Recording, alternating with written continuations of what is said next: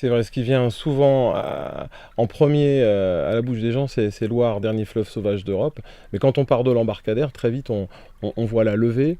Et alors c'est vrai que ça peut paraître naturel parce que c'est très fleuri, mais c'est quand même artificiel. Et on a d'ailleurs une maison qui est sur la levée. Et, euh, et donc cette maison, elle a une vue sur la Loire. C'était peut-être une auberge autrefois pour les mariniers qui s'arrêtaient là et qui allaient manger. On a un escalier, l'échelle de crue, qui permet de rejoindre la Loire et qui servait peut-être aux lavandières pour aller laver leur linge dans la Loire et étendre leur linge sur les levées. On est dans un secteur géographique bien particulier. La Loire fait des méandres. On longe la levée d'un côté, parce qu'on a un virage, et donc l'homme a bâti la levée à l'extérieur du virage, mais à l'intérieur, il a coupé au droit.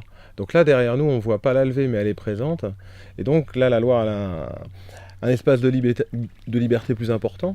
Donc là, un côté bien sauvage, mais on voit bien aussi le côté artificiel, même si la levée, là, elle n'est pas broyée, elle est très fleurie. On voit quand même quelques lignes électriques, des fois des toits de maison, et on voit que c'est quand même un fleuve qui a été un petit peu dompté par l'homme quand même, et s'élever, ça permet aussi d'expliquer peut-être la navigation, pourquoi on a corseté un petit peu la rivière, peut-être un chemin de halage autrefois ici.